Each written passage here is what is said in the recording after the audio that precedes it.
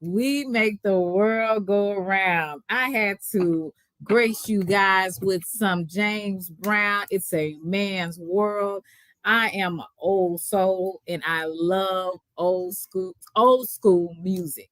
That is, I wish I grew up like in the 60s and the 70s. Like I felt like that was probably it was a hard time, but for some people, especially African Americans, but it was also a good time. People came together of all races and fought some injustice. They had the best music. I mean, it. I felt like that was 60s and the 70s were life changing. It was epic. So I wish I was back. I was living back then. I think those were the best days. And next would be I would say 80s and 90s and early 2000s. Those were some good years because I'm an 80s baby. So I love the 90s and the early 2000s. Thank you guys for coming through. Thank you, Captain Wolf, DL, CC, Tamika, Uncle L. I love Alta too. Thank you guys for coming through. I'm not gonna hate tough love. I'm not gonna hold you guys long. Again, this is an open panel. Let me put the link in the chat. I'm gonna be sharing with you some things. I know it's a YouTube. The YouTube streets is hot tonight, so it's a lot of people got the drama going on, and it's exciting. So I'm not gonna hold y'all long, so y'all can go to some of these other pages and support them. Let me pin it up here, and anybody is welcome to come. This is a men and women panel. I'm gonna just be asking some questions, and then some of the men and women that would like to answer, you can. Like I said, this is an open panel. I'm making it to where I want anybody that would like to come up is more than welcome. I'm just gonna share with you a little bit. I'm more spiritual than religious, so I never try to push what I believe on other people. But some of the things that I believe in, they do make you think about why is it that men and women have this tug of war with each other?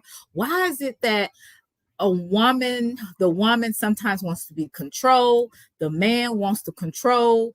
It just seems to be a I would say a push and pull between men and women sometimes. It's like we one person wants the power, the other person wants the power, and we bump heads.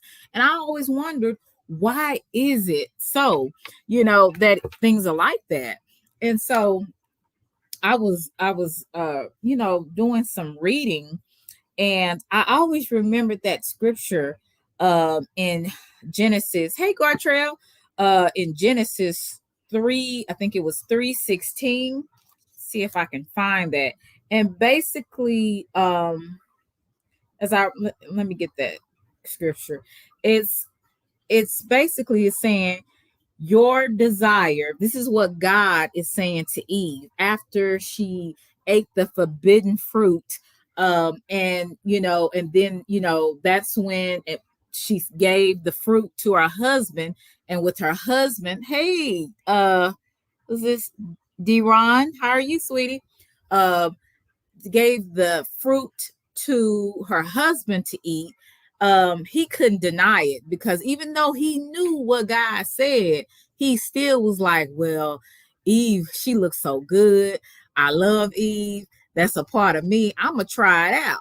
So he tried it out, and that's when sin came into the world. This is according to the Bible for those who believe. And this scripture, it bewildered me, because I was wondering, what does this mean? And it says in Genesis 3:16, where God is talking to Eve, he said, your desire will be for your husband, and he will rule over you. And I'm like, wait a minute. Okay, you're saying your desire will be for your husband, and he will rule over you. Well, And that's the King James version. But then when you go, hey Melly, when you go to the New Living Translation, it's more evident. It says you will desire to control your husband, but he will rule over you. That is the New Living Translation that broke down the King James Version. So this is making more sense to me. This scripture actually is making more sense. And that's why I'm like, okay, so the tug of war happened in the Garden of Eden. If you're going to go by the Bible and the story of creation. So this is starting to make me understand that maybe this happened years, centuries, decades, all the hundreds, thousands of years. This war between man and woman has been going on since creation. Pretty interesting when you look at the New Living Translation and it says that your desire, God is talking to Eve, your desire will be for your husband. And New Living Translation says your desire to control your husband, but he will rule over you. Pretty interesting. So basically, do you think that in the Garden of Eden, that maybe God made man and woman equal because he got God got the rib of Adam, put it in Eve, and that's why her name was woman, which so he got uh her rib, so that's part of him, so they were made to be equal. But then when sin came into the world, that's where the shift happened. That's where confusion and her wanting to rule him, and him actually he's supposed to be the ruler. So it's pretty interesting, and sometimes it's a little confusing. I wanted to know y'all kind of insight on that. Hey Roy Lee, how you doing, sweetie? I want to know your insight on that because I really thought that was interesting for those who actually, if you believe in the Bible, even if you don't, the some of the stories in it has a lot to do with a lot that goes on in the world today. And so when that scripture came to my mind, I was like, wow. So this has been going on for a while, that men and women have a tug of war with each other. So anybody want to hit the panel? We're going to talk about some things in the world and why women and men are the way they are.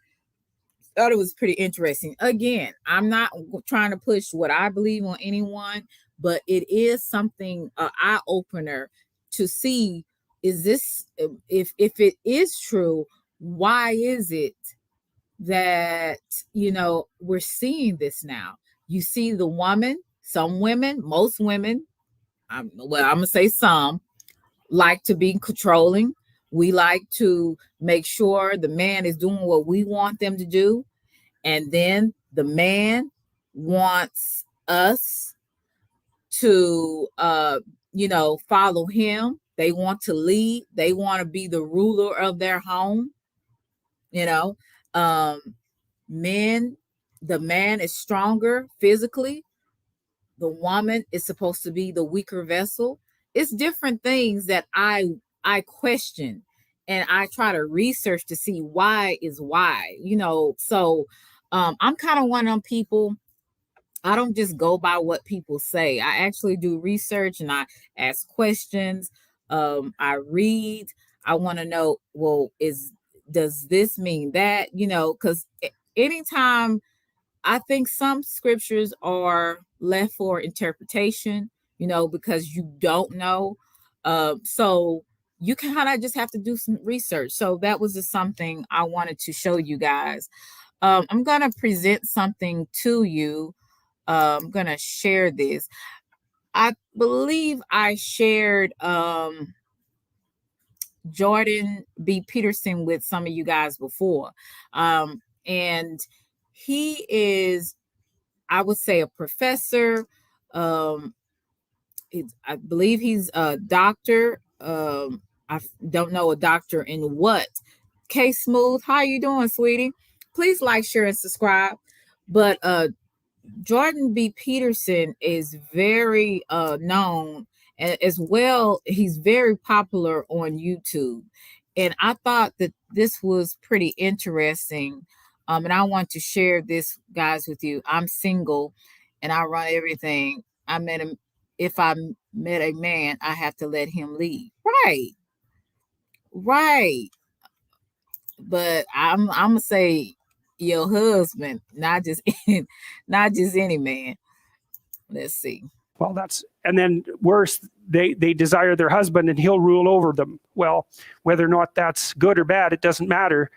God's statement is that's how it's going to be. Well, partly that's because, as far as I can tell, there isn't really women, roughly speaking. There's women with infants. And a woman with an infant is compromised in terms of her, independent individuality to a remarkable degree, because the infant is absolutely dependent for a year, and then unbelievably dependent for like 8 years after that, and then still pretty dependent for another 5. So once you have an infant, it's no longer you. And I've talked to lots of women for whom that was a great relief, by the way, because it actually is somewhat of a relief to now not be the center of everything. You know, if you go visit your in-laws, for example, and you have a baby, it's like they pay attention to the baby. Your parents will do the same thing. It's kind of nice to have that happen, but it's still an absolute catastrophe for you as an independent being. You know, you're not going to go out in the forest and hunt down dragons when you have an infant. So even if you could do it, you're not going to do it. And so that's basically what that statement outlines. And then to Adam, he says, okay, what happened? Let's see. Hold on. Sorry, guys. I had some technical difficulties. I don't know what happened with that. But basically, he was just explaining what I was talking about. And we all know there's difference between a man and a woman. And so that's basically, you know, how even in, I would say, what, caveman times, if y'all want to go back there, I'm pretty sure the woman was left at home gathering, or she was gathering, you know, wood or anything, so that when he does bring the food home, she's going to cook it, or she's taking care of the baby, she's nursing the baby. I mean, it's just like, it's already, I would say, even in the, I would say in the biblical days, the man and the woman, they knew their roles. It was kind of like, it was something that they knew automatically. It was an innate behavior for them to already know what the man and what the woman is supposed to do. Now it seems that we are a little bit confused at what our roles are as a woman, as a man. But innately, it's in us for the most part, I believe, because some of us have not been brought up, and depending on our background, family background, some of that has been lost.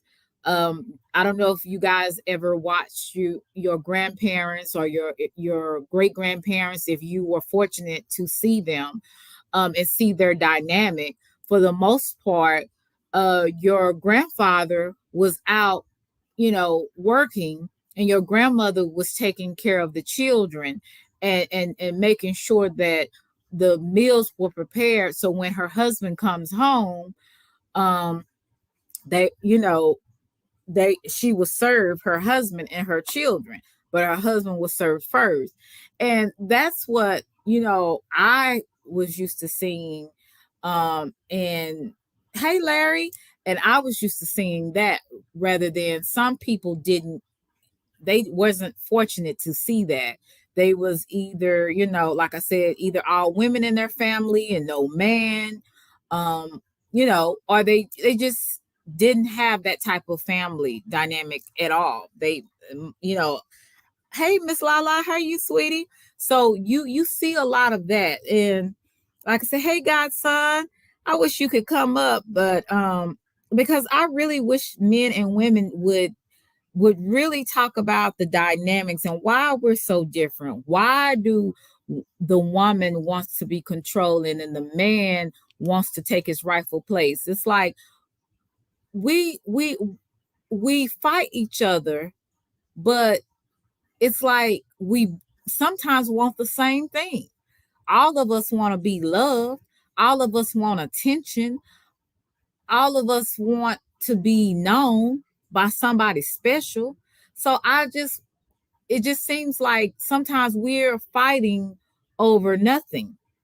You know what I'm saying? And it's just really sad that we lose ourselves in fighting. You know what I'm saying? So I just thought that there was, hey, Cole, how are you, sweetie? Glad to see you. So I just want to know from anybody that was married or single. Like I said, you're more than welcome to hit my panel. My link is in the chat. So please come up. I would really appreciate you guys coming up because, like I said, I hate doing all of the talking. But that was just something that I thought was pretty interesting. I'm going to share another video with you. Let's see what y'all think about that. Confusion causes chaos, right? And that's when people are confused about their roles. Men have not historically been in the home. There is a reason Black women have historically struggled on their own to hold households together, because we dealing with the after effects of that's been happening to us for centuries. We get to blaming each other and like that. Am I saying that a man individually is not responsible for his children? No, my G, if you're not taking care of your kids and you got the ability and space to take care of your kids, you a loser, cuz. We not gonna act like prison is not taking our men away. We not gonna act like the hood not taking our men away. We not gonna act like the stress of being a provider, like, bruh, men's life expectancy has dropped, the lowest in America, you feel me? And this not me making excuses for, you feel me? I'm saying that when we talk about Black people, when you talk about like Section 8 and shit like that, make sure you mention the housing crisis that affects majority Black women, you feel me? If we gonna talk about Black men not being in the home, let's make sure we talk about mass incarceration. Don't just sit up here and like hurl insults at each other. It's delicate, my G. These people tune into this. They gonna go home with these opinions in their mouths and beat up on other Black people because we say up here, bruh. It's facts that have to do with this conversation. So what y'all think about that? I was going to share something else with you as well, but I wanted to know what you guys think about that. Do you think, guys, that especially in Black families that it was, and even some white families, that with the government wanting, with Section 8 and different type of governmental assistance, you can't be married, because they feel like your husband or your boyfriend or whoever's supposed to supply for you, or provide for you. Do you guys think that even in our society now, that it's the reason why that some men some women are not married is because they want governmental assistance? And do you think that the government, do you think, has something to do with the dysfunction or the division with a man and a woman? I wonder about that too. I wonder, are some programs set up to divide families? I wonder about that, because in some programs, they, you can't have a man in the home with you. So that's something to kind of, wonder about. Like I said, I always am asking those questions. See, this is a interesting and I'm going from subject to subject because I'm waiting on people to actually come up and not leave me up here. But also, are men always visual creatures? Some men are not visual creatures, but because I see it every day, every day, I said, well, I wonder, did that woman look like that before she had the kids? You just never know. But some men, I wonder, are they visual creatures? So I want to know, are men visual creatures? I saw another video that I wanted to show you guys. Let me see if I can find it. Okay. Let's see if I can share this with you. Hey, Jasmine. Hey, Meek. Hey, Meek. I know my girl Meek will hit the panel. You doing okay, Jasmine? Good to see you. We're talking about men and women. Are men visual creatures or not? Some men are. Some men are not. Let me see. The technical requirements, it don't matter if you a good person, cuz like don't nobody care that a man is a good person if he broke. You know what I'm saying? Don't nobody care if a man is a good person if he can't fight. Don't nobody care if a man is a good, like all that comes after you meet the technical requirements. That gets stressful, bro. It wears on us, you feel me? Like, again, I'll be hearing that it's about other, but be honest, bro. It's about that after we meet the technical terms. And that is really starting to eat away at us, bro.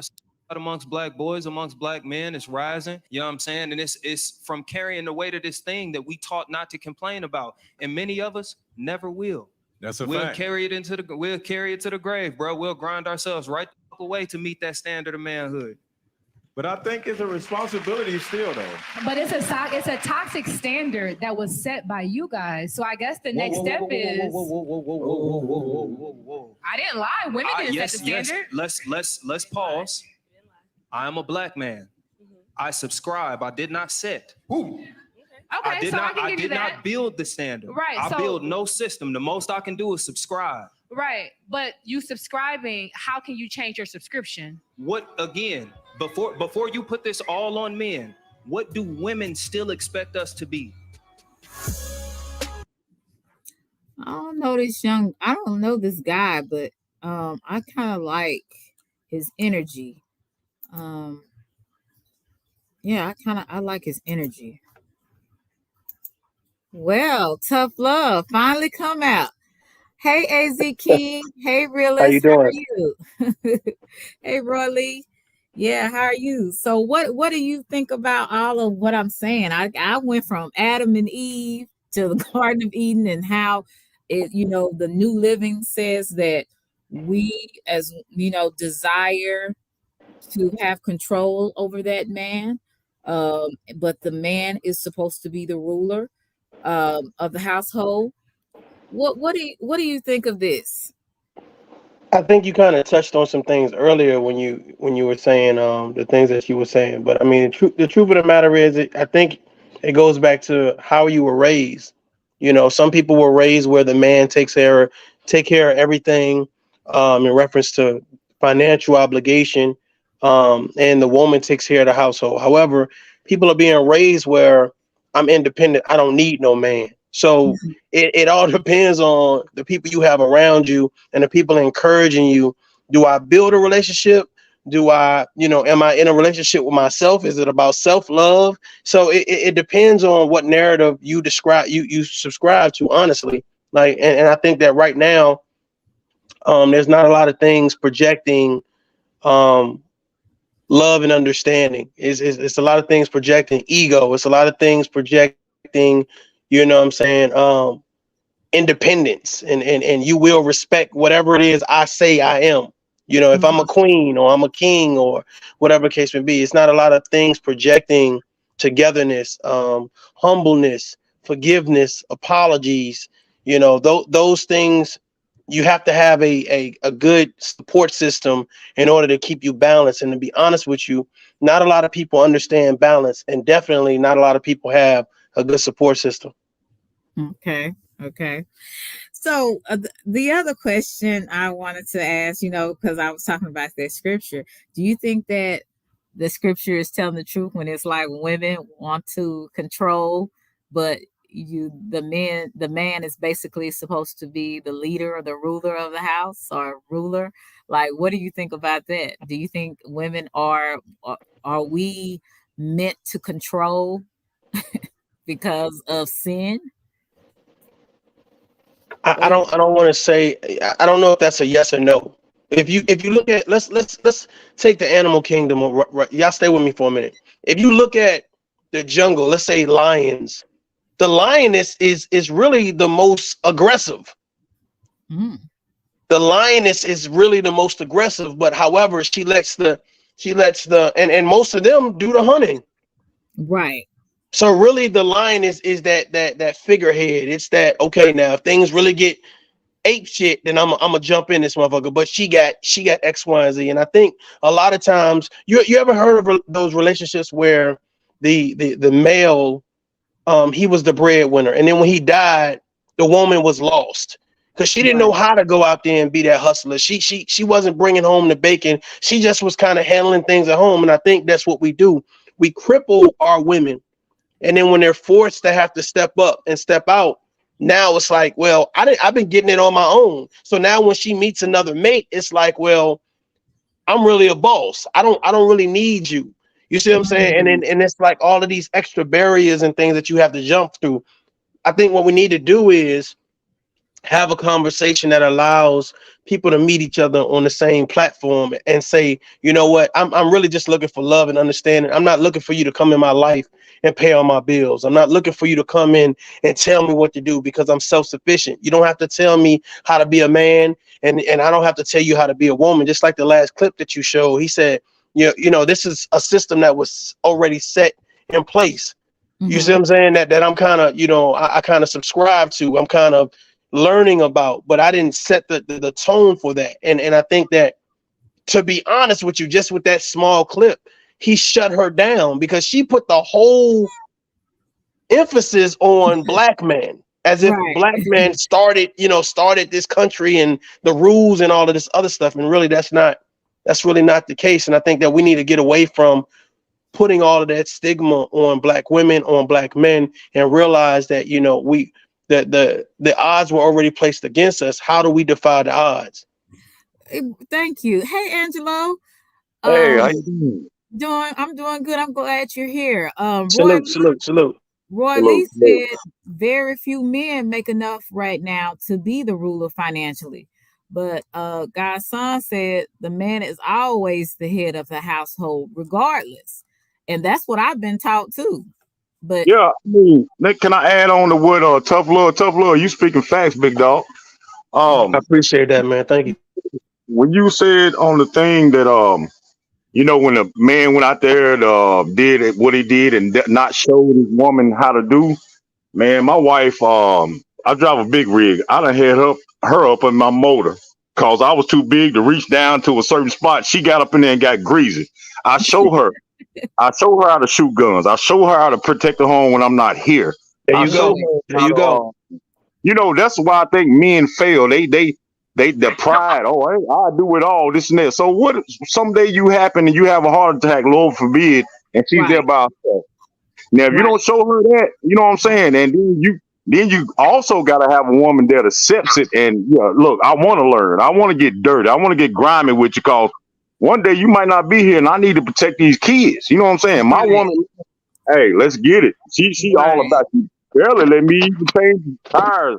That's a great point. Trying to learn. You know what I'm saying? That's a great point. You know what I'm saying? Not nothing to go against you, cuz, but you spit facts. But we gotta want to do. For each other. It's a team. Exactly. No doubt. Exactly, Angelo. Hey, Meek. I do want to say I agree with Angelo. My grandmother was one of those women.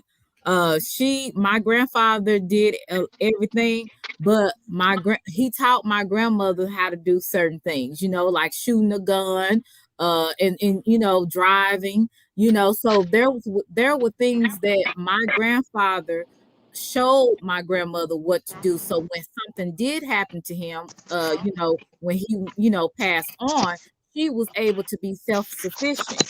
And that's the way a lot of older women back in the day, like our grandparents used to be. But like I said, it's a little different now. Hey, Meek, how are you, sweetie? Is you there, Meek? Hey, yeah, Hey. hold on. Can you hear me? Okay. Yeah, I can hear you now. Give me a couple minutes. I gotta pause for a second. I'll be right back. Okay. I'm sorry. Yeah. So you and Angelo has some really really great points. I hope Angelo come back up. I guess I don't know if he's gonna come back up Yeah, or not. that'd be dope if he come. I mean, here's the thing, Selena. What I see, right? I feel like the times before, you talking about 60s, 70s, 80s, and all that. It's great to be like how my grandmother and my grandfather used to do it, and they stayed together. And here's the thing: we struggle different now. Right. We have our children have more information at the ages that they are now, especially for people that have teenagers and younger kids. They have more information at their fingertips than we ever had before. Right. So we got to understand that we have to evolve with time. So just like right now, when we say, okay, well, I meet somebody and it's all about their credentials and what they bring to the table. You ever ask somebody, do you have life insurance? Mm-hmm. Like when you sit down and you start asking them those questions, right? How many baby mamas, how many baby daddies, and do you got a good job? But have you ever asked somebody, do you have life insurance? Wow. No, I have never asked. What's your plan for us? And how do you see me in that plan? I think the conversation needs to change as time changes because we're evolving. But the problem is sometimes people have these old mentalities that, yeah, I'm going to send you as the man to go out and be the breadwinner. Cool. But baby, you got to know how I'm getting the bread. So if something was to happen to me, you not only can regurgitate that to our children, but you're not so out of pocket. Now you got to go get with a man for money that's going to beat on you and abuse you because you don't know, because we never took the time to teach you or never took the time to have a conversation. That's where I'm coming from. Right. Hey, Miss Lala, how are you, sweetie? It's good to see you. Well, you doing okay? What do you have to add to this conversation? I'm doing well, Selena. Thank you. How are you? Girl, I am here. This is my first day of school, so I'm here. So I just want to spend time with you good people because I thought that this was really an interesting subject because I feel that there's so much tug of war between men and women, and I just was like, I always wondered, why is it that way, and so and we're just talking about certain things, that how women may feel or how a man may feel. Like my question was, like I was asking Tough Love, does he see, us women as wanting to be controlling, or or the other question I was wanting to know, we can't say all, but are mostly men you would think are visual? So I asked a lot of questions because I'm curious about how men think. So that's basically a lot of what we were talking about. And you heard Angelo and Tough Love talking, and what they had to say about the traditional way and things of that nature. So that's basically what we're kind of expounding on. Okay. So So you have anything you wanted to add to that? I see the dynamics of male and female relationships from two standpoints. One from lived experience, and then from the standpoint of working in the social work field for many years and just seeing the dynamic of going all the way back to slavery and taking the men out of the homes or the men leaving, knowing that if they leave, then the women can have food and things like that will be provided to them by the state. And if the man stays, they're going to be starved because they're not going to help them if a man is there. But if the man can't get work, that causes frustration in the relationship because the woman's there waiting for him to protect and provide. But because of racism, he's unable to do that, or he's having a hard time doing that. So there's a lot of frustration and maybe sometimes resentment and animosity towards each other, but it's stemming from something way bigger. And that's a hurt that I don't think as a people that we've healed from, because to this day, we're still dealing with mistrust issues between each other. And there's still that tug of war of who's leading, who's protecting, whose word, who has the final say so. And, in my home, I grew up in a traditional Christian, family. And, the man was the protector and the provider. And then when something happened on his job and he got hurt, my auntie, I was raised with my auntie, she had to step up and get a job. And that caused conflict in our home. So there was two things that were going on in my family. There was my grandmother, who was traditional and raised me to be that way, cook, clean, wear your dresses beyond your knees, those type of things, sit like this, and all the etiquette stuff she raised me to be. But then you had the other aunties that were going through divorces and things like that, and they were given some pretty bad advice. Well, for them, it was what they wished they had done, because they had been in these marriages so long, and they were just, I won't say just, because being a homemaker is probably the hardest job I've ever had. Being at home is hard because you're working 24/7. Right. And so when they did that, they didn't learn job skills. They didn't learn other things outside of taking care of the home. So when that man left them and they had to go figure it out, that created a lot of resentment in them. And then they passed that on to the next generation by giving the advice of, look, have your own bank account. Don't ever tell them how much money you have in your account. Don't tell a man everything. Don't, it's all these like secret little things that they're telling you not to be trustful of this man that you're saying you want to spend the rest of your life with. So yeah, I'm seeing it, and I still see it to this day. And I hate it. I hate that we are still at that point where we are very mistrustful of each other, that we are now physically fighting, and a lot of times the women are more aggressive than the men, and that's scary for me, because I have a son and a daughter, so I'm concerned about it on both ends. But I'm equally concerned. I'm not concerned about my daughter being in a domestic situation. I'm just as concerned about my son being in a domestic situation. Can I ask you a question? Sure. I appreciate everything that you're saying. I just wanted to ask you, what made you comprehend that the information or advice that your aunties was giving you was bad advice? What said that this must be bad advice, or this is bad advice? I just want to do this for the audience, because I think it's important for people to hear that. Well, I mean, just from the standpoint of me knowing that I want to be an honest person, I want to be transparent. And if I'm keeping money or hiding things or not telling him things, or, if my family gives me money, I'm telling him, oh, they only gave me $200 when they actually gave me $700, things like that. So I just knew, just from an honesty standpoint, that what she was saying was wrong. And it just didn't seem like that would be something cohesively where we could work together if I'm holding back on things, and I don't want him holding back things on me. So I'm just always, treat me the way you want me to treat you, and I'll treat you the way that I want you to treat me. And if I'm hiding, then that means I'm opening the door for you to hide. And then what are we doing? Good stuff. Good stuff. Good stuff. Yeah, that is really good. I want to know, Tough Love, from a man. Don't ask me nothing. No, I'm just playing. Go ahead. I'm playing. Go ahead. You little punk. No, but I wanted to know, are men visual creatures? Because if so, I see a lot of changes. What I mean by that is, well, I'm not going to say that, because beauty is in the eye of the beholder. But I wonder sometimes, are men just about the looks, or is it more?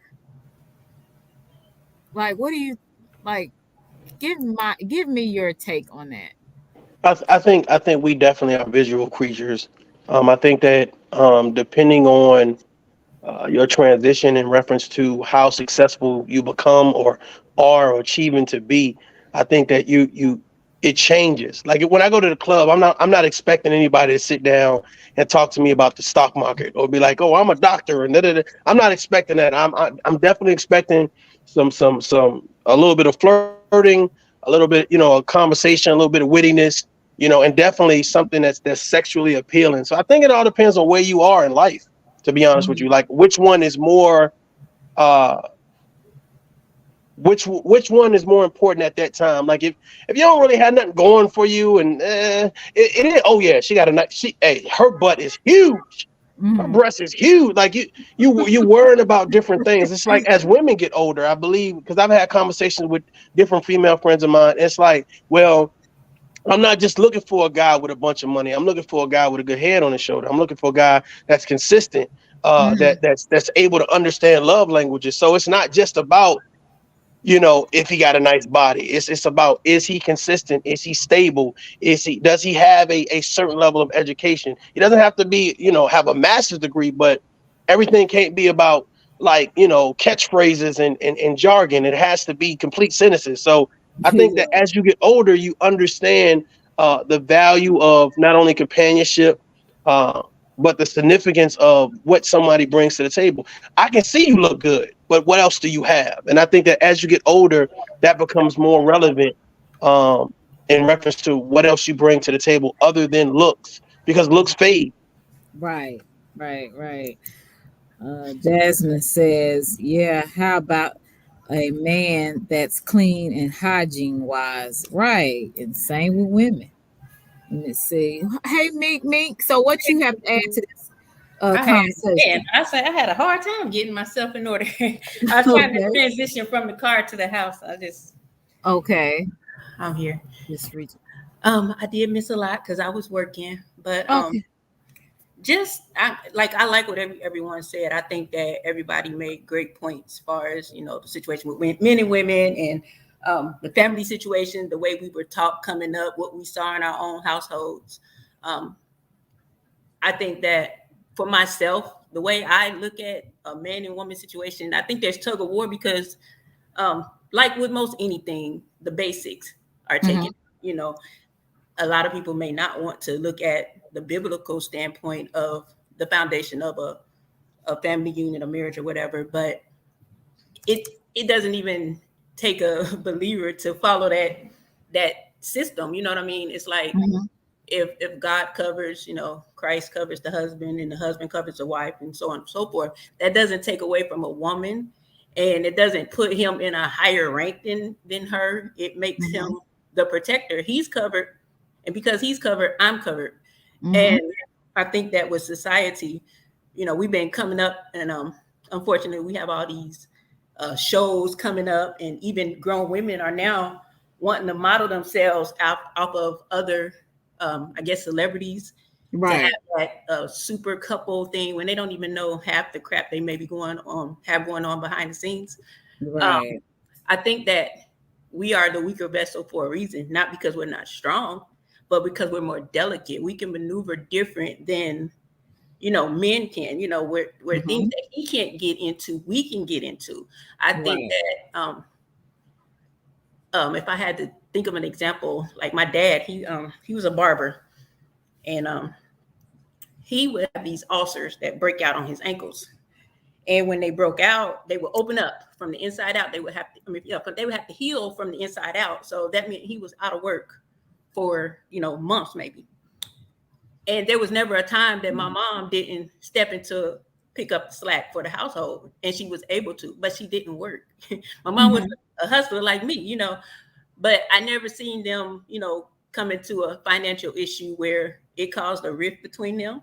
Yeah, they had arguments and things, but it's like how we don't like to say stay in a woman's position. She played her position. We're supposed to be the helpmeet to the men. We're not supposed to be in control, but we should be able to take control if we need to. And I think that a lot of times we're not even thinking of it in that sense, because the average woman is like, I'm a boss, I don't need a man, I can do this, I can do that.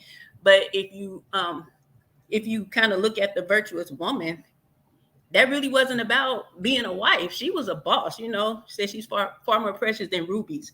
She knows how to work with her hands. She knows how to take care of her household. She has businesses. If you read it in the Message Bible, you will see the bomb dope woman, which most of us probably are, and I think that women, they have their own idea of what a strong woman is, strong Black woman, or whatever you want to say. But I just think the basics of things, yes, we evolve and we have to do things different than back in the day.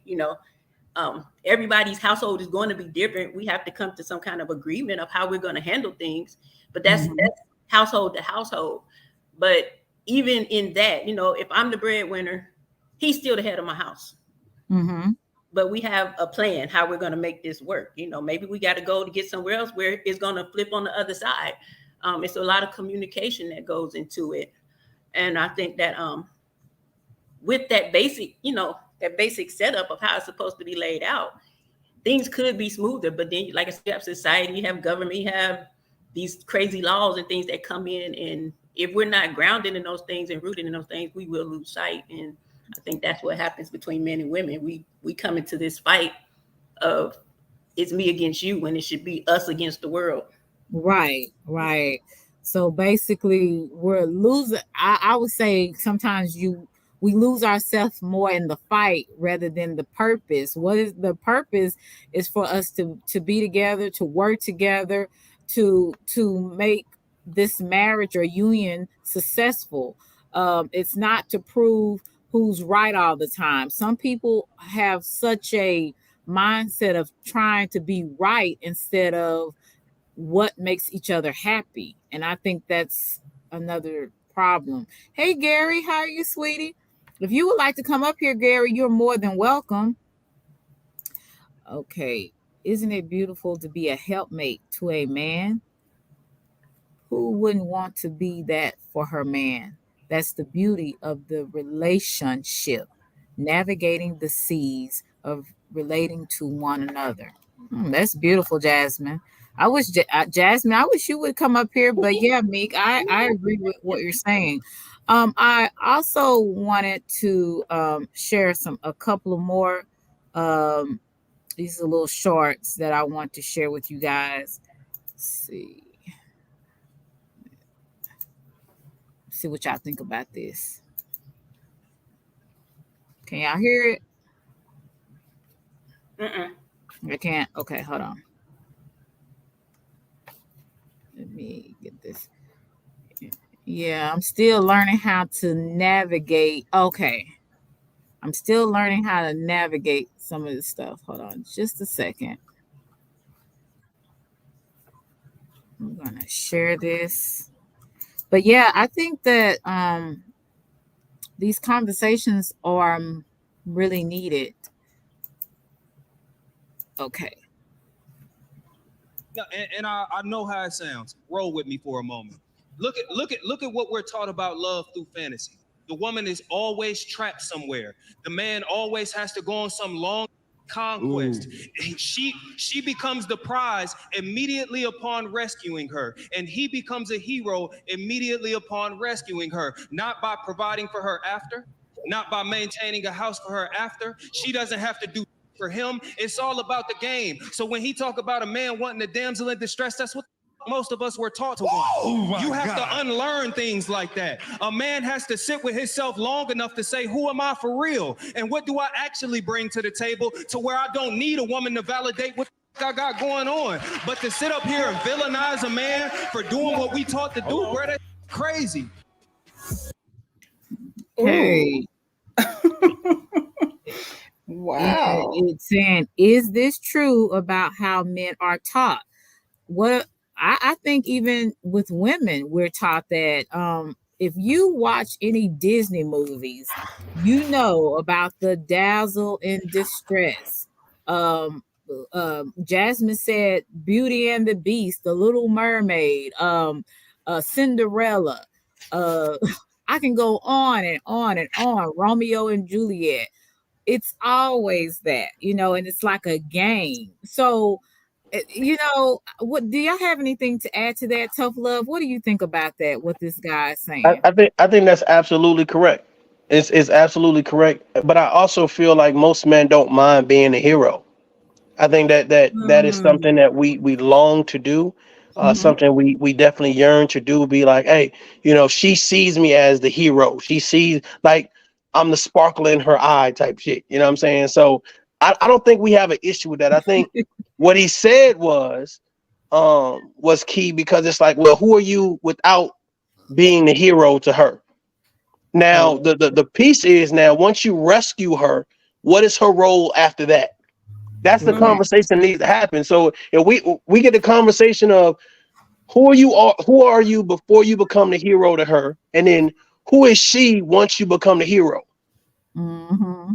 So I think it's a lot of before, during, and after conversations that need to be had. But I think that most men do not mind being the hero for their family. They want to be looked at that. They want to be the leader, the provider, and the protector. I think that in most cases that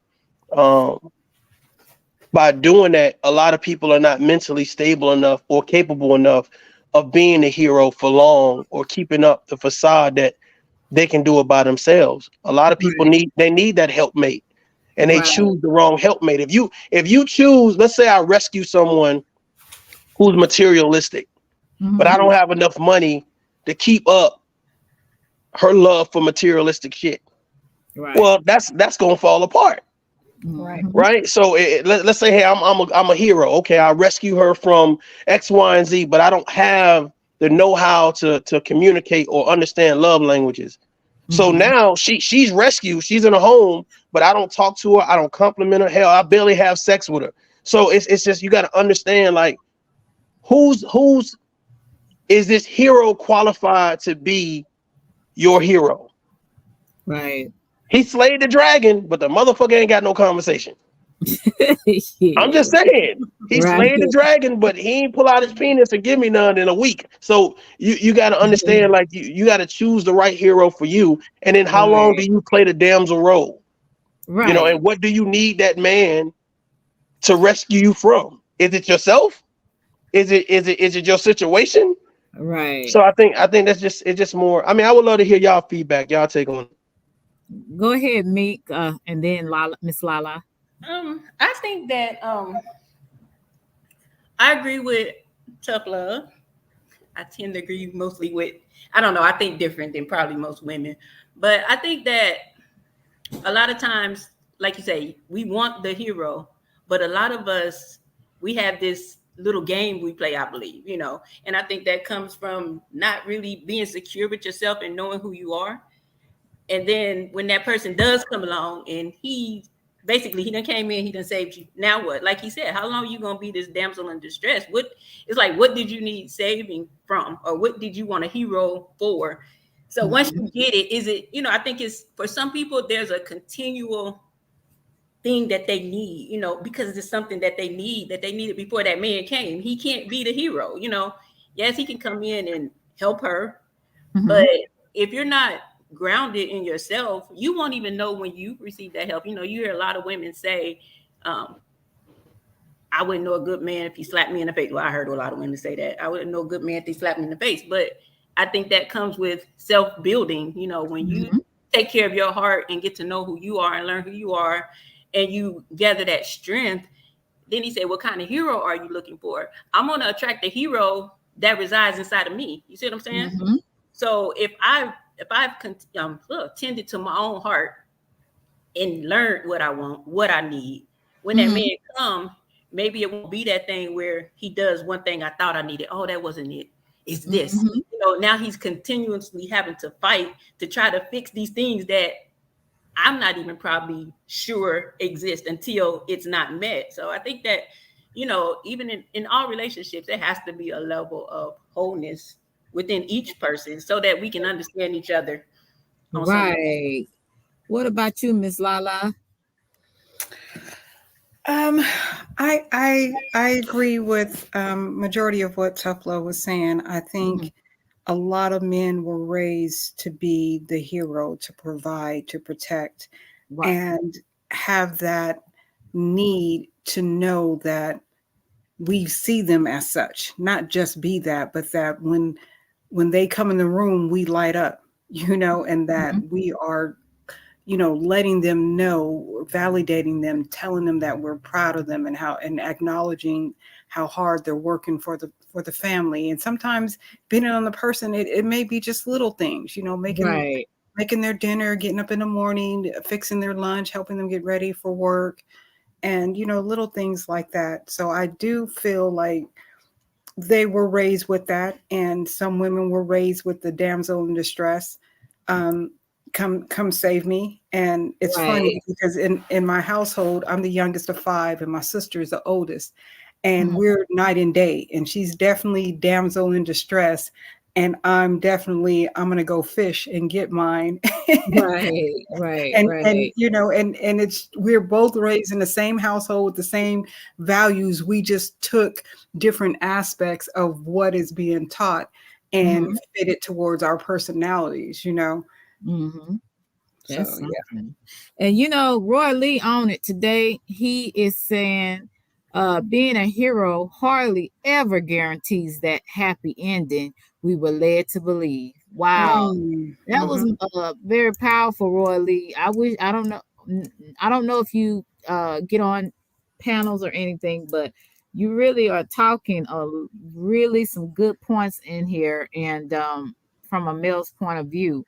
And that is very correct. We were bamboozled, hoodwinked, as Jasmine said, to believe in fairy tales. And fairy tales are beautiful.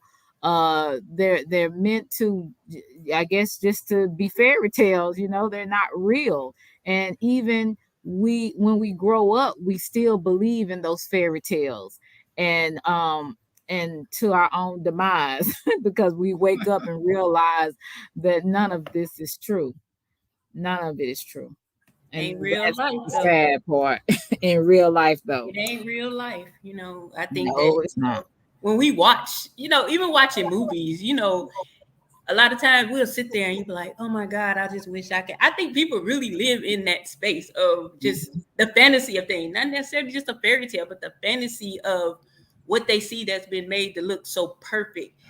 Not to realize that on the other side of that, there's work. We have to put in the work. So it's not about a fairy tale. It's about coming together and making something real. And if we want to call it a fairy tale, then we make our story be our own personal fairy tale. That's how I look at it. Right. Hey, Blizzy, what's Yo, up? what up? What up? What up? What up, panel? I started laughing when you came. Salute. Hey, salute. So I just wanted to put a little thing towards it too. I think that we were always taught, man and woman, that having options before dating was a bad thing, but actually I think it's a good thing, because I feel like you should establish a friendship before you just jump into a relationship. I say that because a lot of us, we want to jump into something that we see on the outside that's really good, but it's a honeymoon phase. Like, you don't really know nobody until about 8 months, 9 months into like a actual relationship. And I think what hurts our feelings is that we get with somebody thinking that, okay, or they're going to save me this, and that, but you really truly don't know that person because you didn't do your due diligence on that person and slow it down. Right. Because relationships are a marathon, it ain't a sprint. Well, Blizzy, do you think it's because people have sex prematurely instead of actually taking time to get to know a person? They just jump into bed with someone? I agree with that. Yeah, I agree with that. Okay. I agree with that. I'm not saying it's wrong or right, but because I think that's where it's a lot of blurred lines when people kind of have sex really fast instead of getting to know each other. Because sometimes sex can bind you to where even if you know this person is not good for you, because of the sex being so good, people will stay in a situation longer than they intended to stay. Or to deeply get involved with someone that they find out that they really don't like. They can't have a real conversation with them. They find out this person has a really bad temper. They find out a lot of things, but they get so blinded by sex. I just want to ask you in general, do you think that sex is something that blinds people from the realities of a person's behavior? Yeah, because sex is thrown around as two different things. Making love to somebody and having sex is two different things. When you're having sex with somebody, that's a lust. That's a thing that you need, that you want to make yourself feel well. Making love to somebody is somebody that, you know, that's two different things. I'm pretty sure most women here can attest to that. You know, I mean, you can have sex with somebody that might be really good, but a person that doesn't touch you or use the words of affirmation or physical touch or the other things that come along with it, it's really just the lust factor at that point, because they're not paying attention to those little ins and outs of you or how you feel about certain situations. The communication might not be there, but we'll still deal with each other because we got good sex. Well, I want to know, how is it I gotta say hello to my YouTube husband. Hey, Peep Gang. Hey, how you doing? Who and Platypussy, thank you for coming in, my friend. And who else came in? Real Chase, my boy. Who else came in? I think that was it. I hope I'm not missing anybody. Oh, my boy CKJ. I'm glad you came through. I want to know, Blizzy and Tough Love, from your point of view, because y'all are men. How can y'all separate sex from making love? Like, because to me, it's like, at first I was like, wouldn't it be the same thing? But then you explained what making love is, and in sex. But I wanted to know from a man's point of view, how can you guys separate sex and love? Because I think that's pretty interesting. I really do. Oh, thank you, Jasmine. Go ahead, Tough Love. You gonna piggyback on that? Well, thank you very much. Nah, I think it's the energy that you put in. I mean, when he's saying making love and then having sex. So we saying the F word, right? So it's the difference when you bend somebody over and just like you from the back, like, you know what I'm saying? It's a different type of aggression. It's a different type of attention to detail, so to speak. You know what I'm saying? It's not, of course it's sensual, but it may be slow. It may be more intimate. It may be more detailed versus just having random sex with someone. Okay, I'm just trying to get my rocks off. She's just trying to get her rocks off, and then we can go about our business, versus exploring that person's body, paying attention to that person's body. It may be foreplay involved. It may be, let's put some music on. Let's, you know what I'm saying? So it may be the atmosphere, the tone of the conversation. So I think it's the detail that makes it the difference. How you pay attention to detail. It might not be when you're making love. It might not be a whole lot of hair pulling. It might not be a whole lot of this, that, and the third. It might just be just kind of spontaneous and X, Y, and Z. I guess it all depends on your level of intimacy, and it also depends on how you feel about that person. But when you had mentioned the thing about the piece about sex, I think that it is very important that you have sex, and I think that you can have sex in the beginning, but you got to know what you're getting yourself into. I think that a lot of people, and I can dab on this a little bit later, but I think the issues with a lot of people is that they give people a blueprint to their vagina and a blueprint to their penis right off the bat. Okay. Yeah, somebody said in the chat, you said it right too. I mean, intimacy, I think, is a key word. Like, you can have sex with somebody you're not intimate to. Like intimacy is something different. I mean, it's almost like if you meet a guy, and let's say you got like different people that you talk to, but you meet one guy and you guys go out, y'all have a good time, y'all going out for dinner, y'all going out this, but then you got one guy that might be from your past that you had sex with before, but you know that you guys can have sex again, but you will never date that person because you know all the other things. You know what I mean? So like he's never really gonna be anybody to you in your life. He's just right now. Yeah. Yeah, I So agree. Gary's hitting it on the head too. I didn't want to get too graphic, but that's exactly what it is, and especially what my man just said. So collectively together, that's exactly what it is. That's exactly what it is. What he just stated and what the comment just read. Okay. Hey, CKJ. How you doing, sweetie? I'm good. How you doing, sweet? You good? Good to see you. I'm gonna ask you this question too, but I'm gonna go to Meek. She wants to answer that question on a woman's point of view. Go ahead, Meek. I was gonna say I agree with the two guys. But just to piggyback off of that, I think the difference is like you say, you can wham bam thank you man with anybody. We can hook up, be cut buddies, and like some people like to say there's no strings attached, even though I don't believe in that term. But it's not, you don't have that connection. But when I think of intimacy, it's a deeper connection. It's more of a spiritual thing. When you're making love, you're more connected to that person. So when intimacy, I had a pastor that explained intimacy as intimacy. I see into me I see. So it's like you're seeing into that person. Y'all connect on a different level, and you have this love for this person. There's passion. Right. There's a connection that you don't have with just having sex. It's deeper than just you know what I'm trying to say. Right. Efforting. you hit it right on the head. That's there's really just one person for you, for anybody, and that's the person that no matter what y'all communication, even if communication breaks down, you guys can still say I'm sorry, and let's pick up where we started, or let's take a break for a little bit and pause. Let's come back and resume the situation. I think with what we have now in 2023 is that most people don't know how to communicate with each other. That goes for men and women. Right. We don't know how to communicate with a woman because we keep focused on, well, I don't really need to do all that. I can just go do something else. And so just say, let me just sit down and listen to what she's really saying so I can be a better person for that, and vice versa. So I get it. Okay. What about you, CKJ? What do you think? Can you hear me okay? I can hear you. Okay.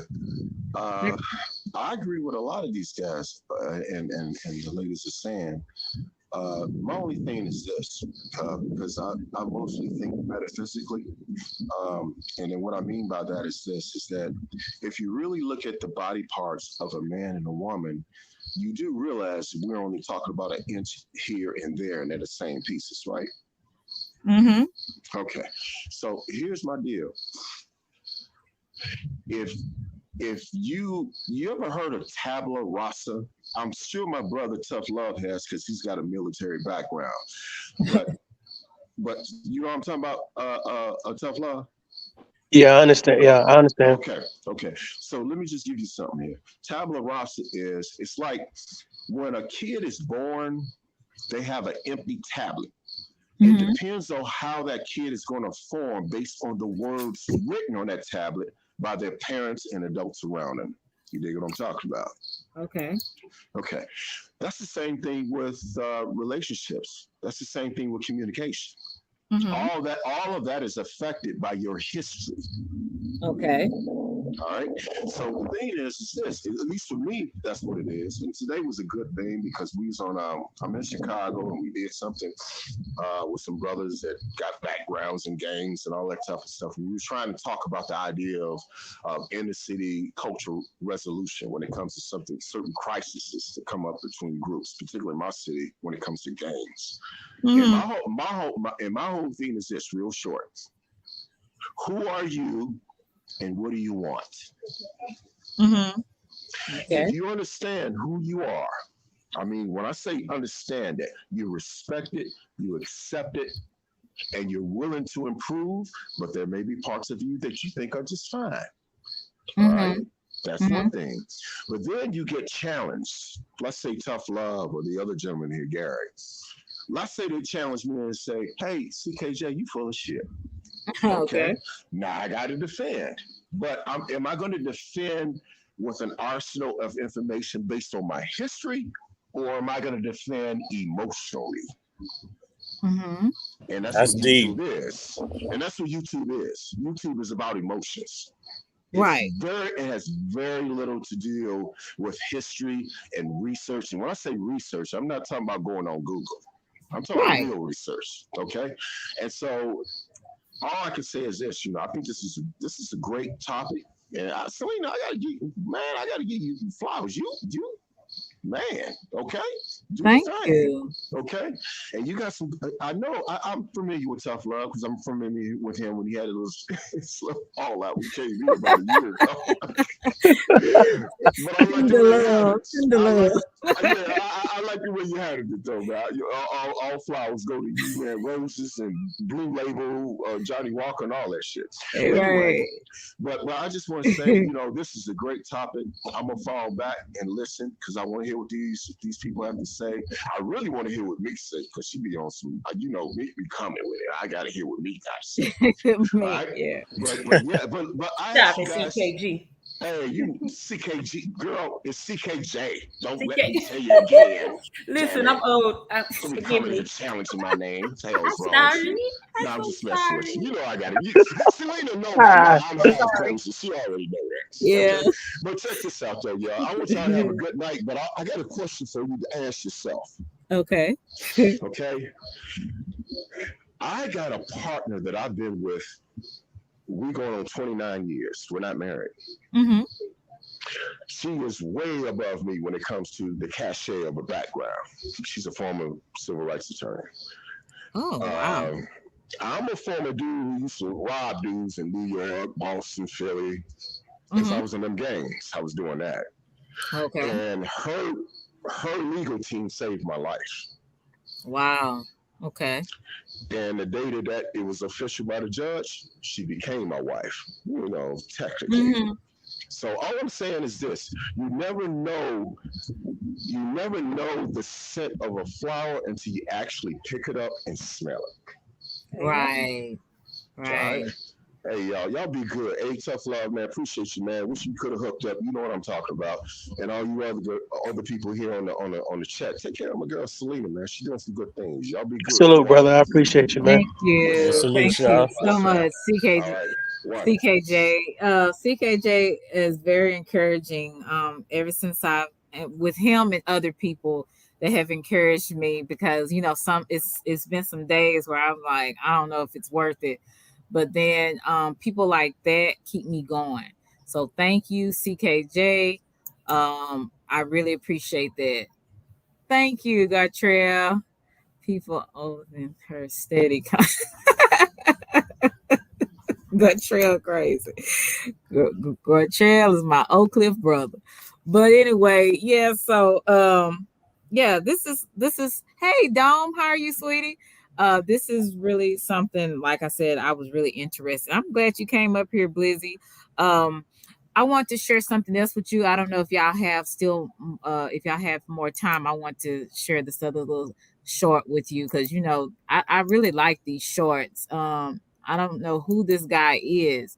Thank you, Roy Lee, because I know some of these other people, they got the drama going on. So I'm like, I know everybody over there. Let me see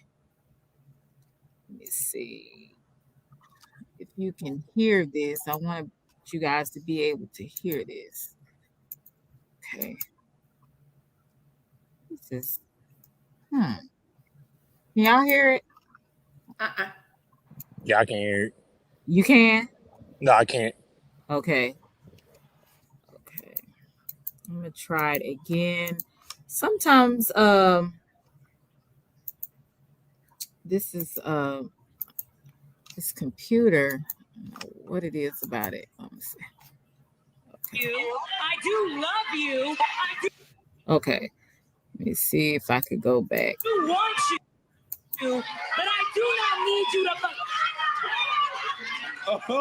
She was basically saying, she says she does want you, but she doesn't need you to function. That's what the lady is saying. You talking that up on the humble, because that's and a lot of times I don't even fall in line with the traditional conversation, but like that's not how that badge gets worn. Okay, how does that it get badge worn? doesn't get worn as I don't need you, but I love you. It's I don't need you because you triggered something in me that validated what I thought about y'all all along.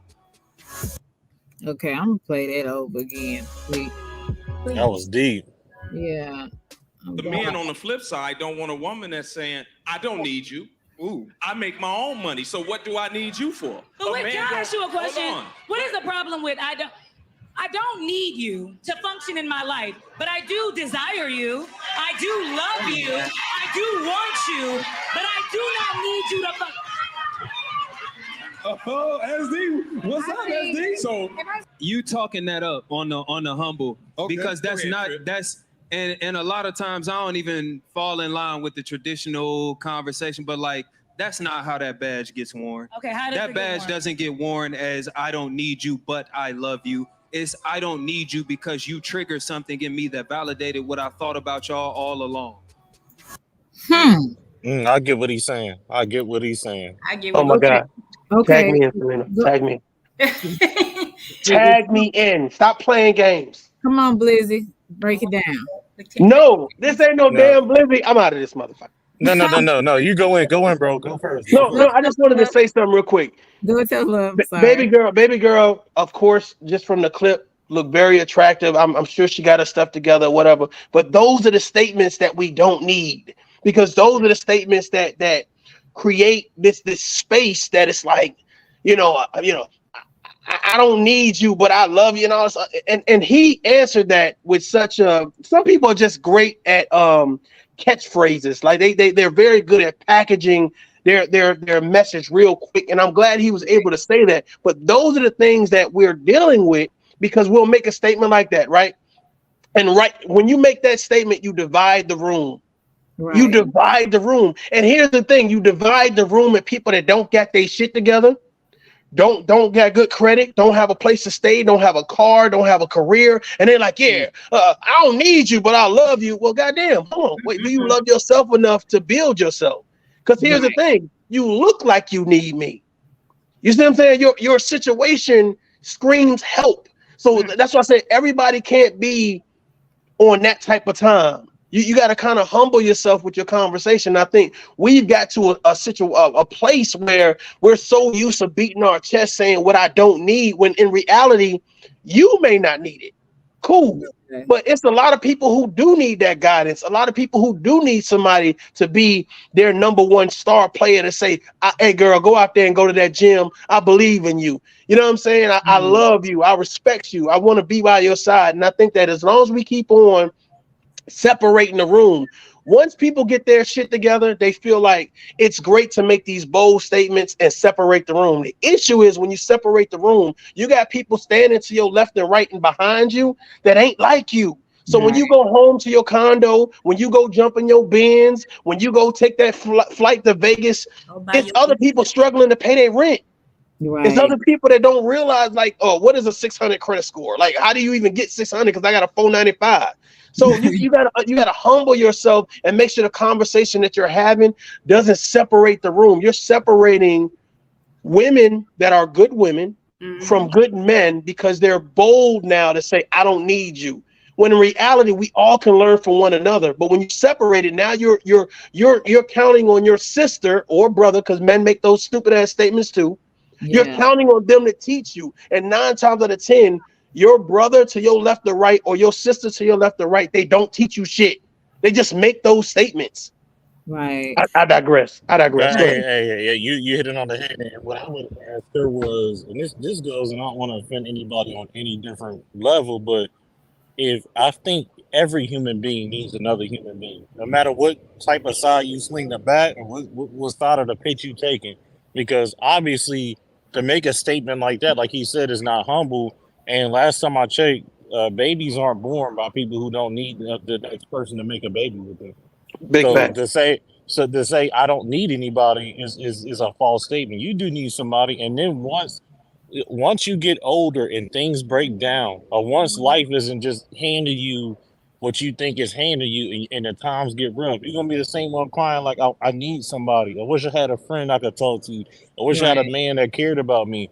Hey, it might be good today, but we gotta think. Anybody with a mind that's sharp enough that has common sense knows I'm not fighting for today. I'm fighting for next week. I'm fighting for next month. I'm fighting for next year. That's called Right. longevity. There's no Right. such thing unless I want $1 billion. There's no such thing that tells me no matter how much money I make that I'm secure in my franchise and in my being. That if I feel that way, then I don't need God. Then right, since I know everything. Right. That's a bad statement.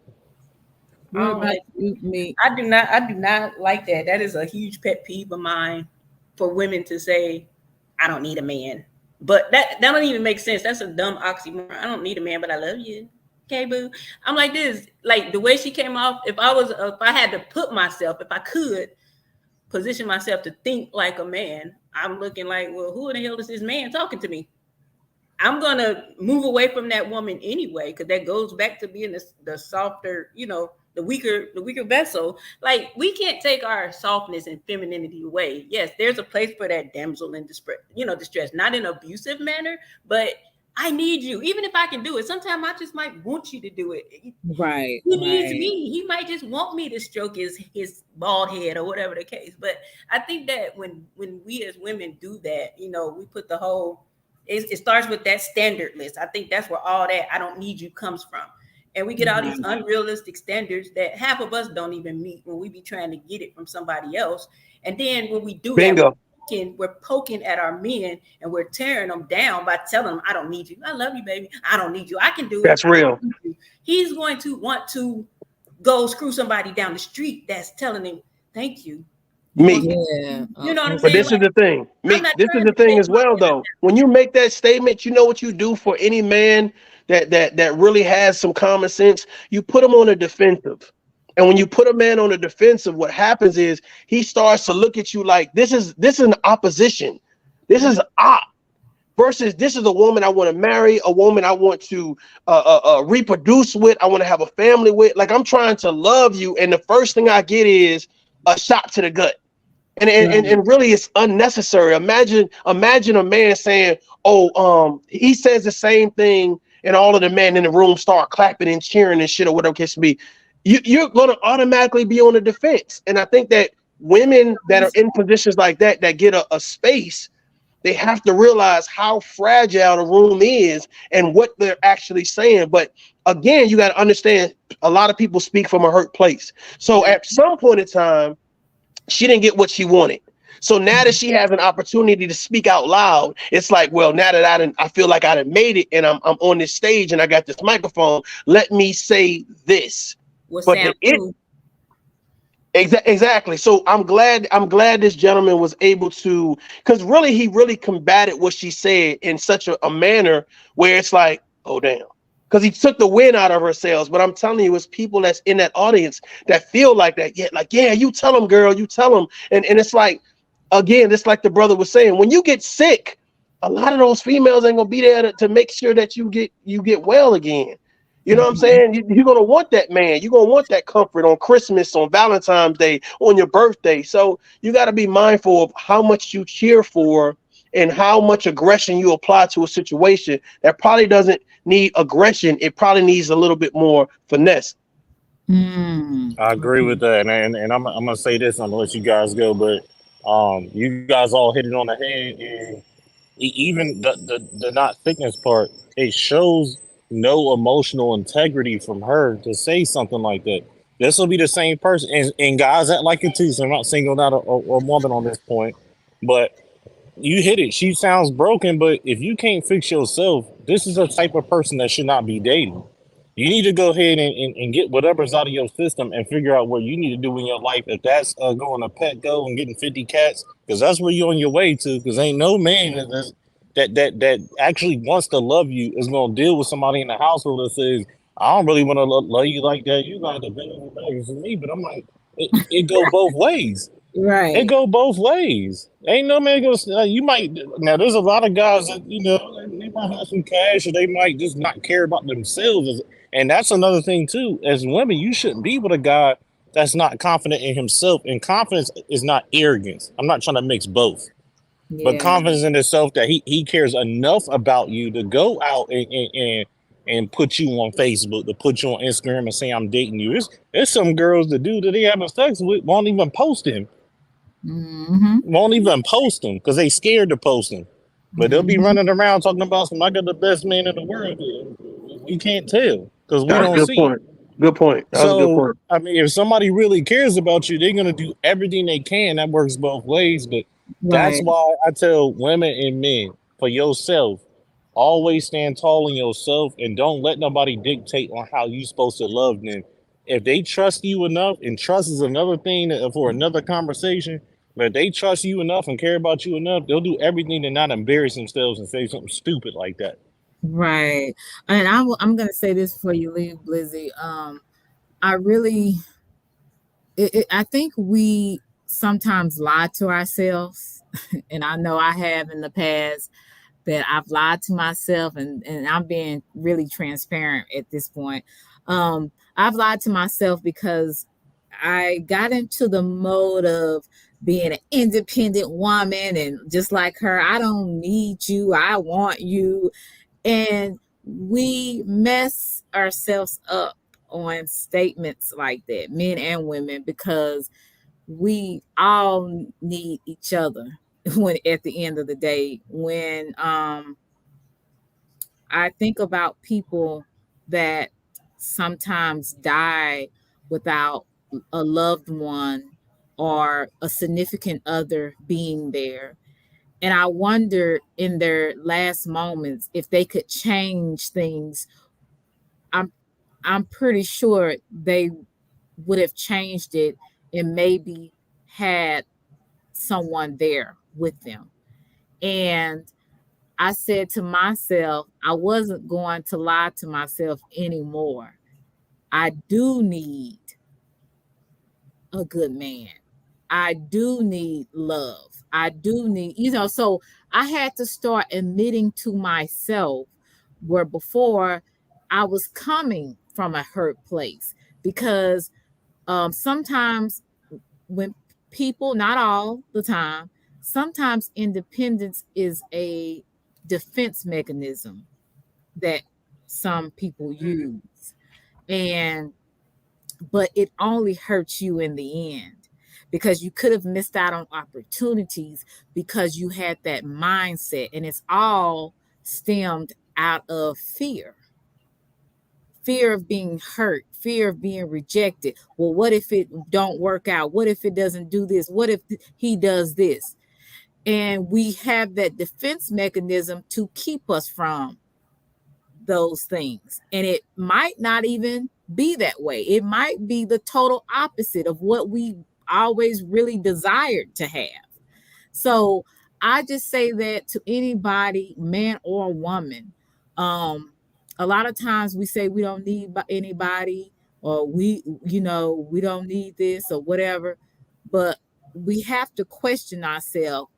Is it out of fear that we feel a certain way?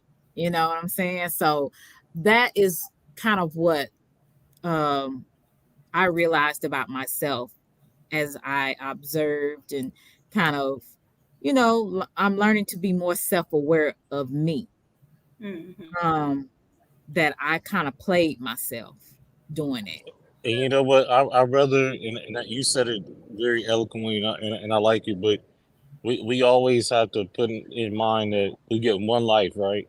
Right. Instead of some of us will live in a defense mode till we like 45, 48, 50, and then we realize, what if I did just kind of let my guard down a little bit, and then made me be more emotionally stable myself to weed out what I need to weed out, and just let bygones be bygones, instead of being like, I'm scared of being scared. I don't want to do this. I don't want to move. It's almost like sitting in a closet and somebody's in your house, so you just don't want to move.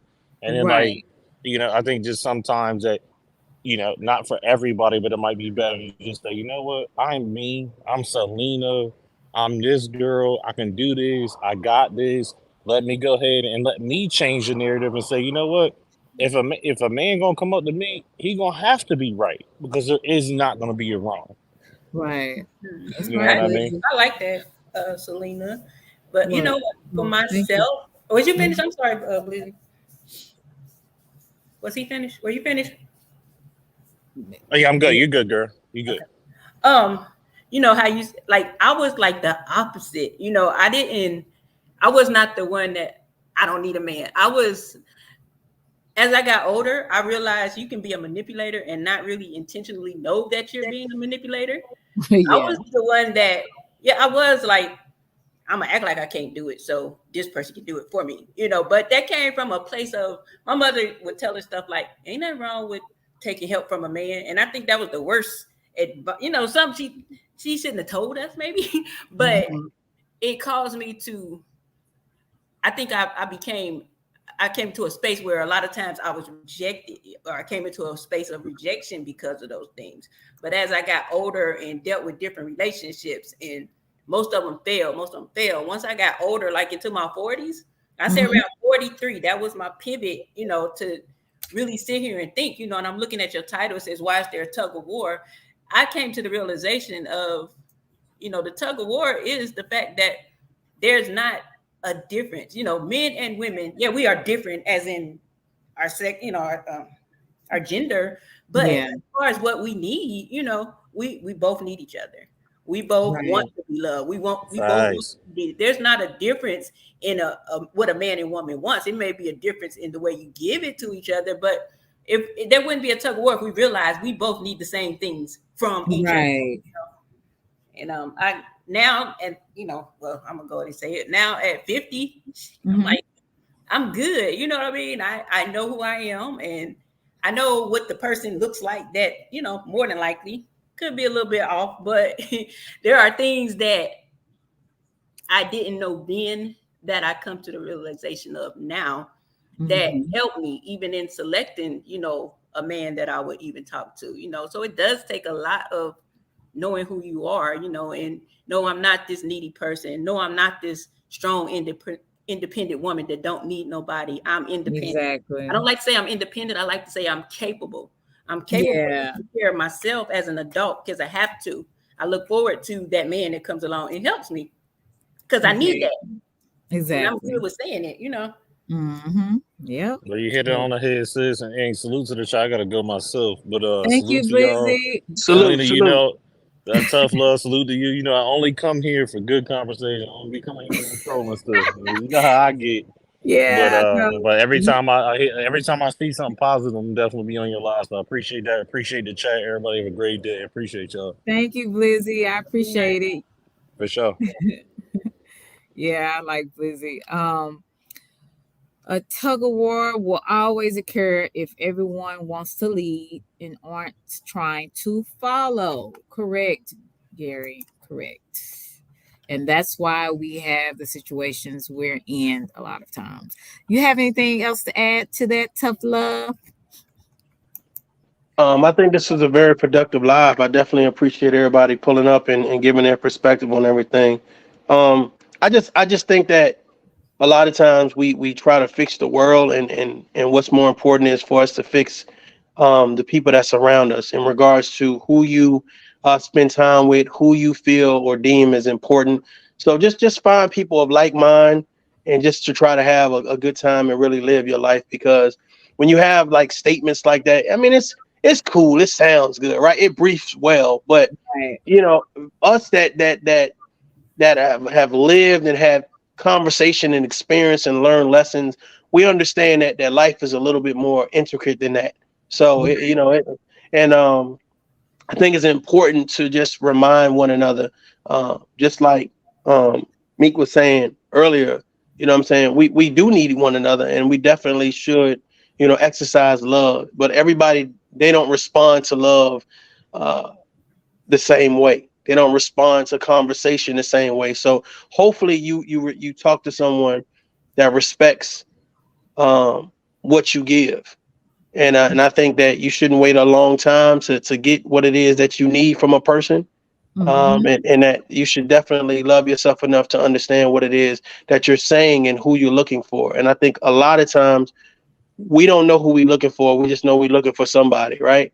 And then once we find them, it's like we put them through the rigmarole. But really what needs to happen is, do we know ourselves well enough to know that what we need from that person? And I think we have to have an understanding of self. But I really appreciate being invited. This is a dope conversation, so just keep it up.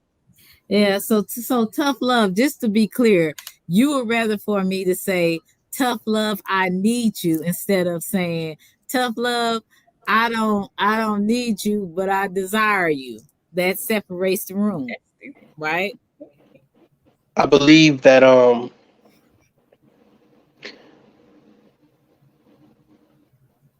you see, you had me thinking on this, right? Because I want to make sure I say this correctly. I believe that hearing a woman, me as a man, I believe that hearing a woman saying that I am looking for my companion. I am looking for someone that has an understanding of what value I bring to the table. Now, when we talk about needs and wants and all this other stuff or whatever, the thing is like, I'm not looking for a woman to give me a place to stay. I'm not looking for a woman to fix my credit. I'm not looking for a woman to pay my bills. So you got to understand, when a person say, "Oh, I don't need you," well, there are some women out there that need that. You understand what I'm saying? So it's like, well, what do you want? Do you want a companion? Do you want a confidant? Do you want a friend?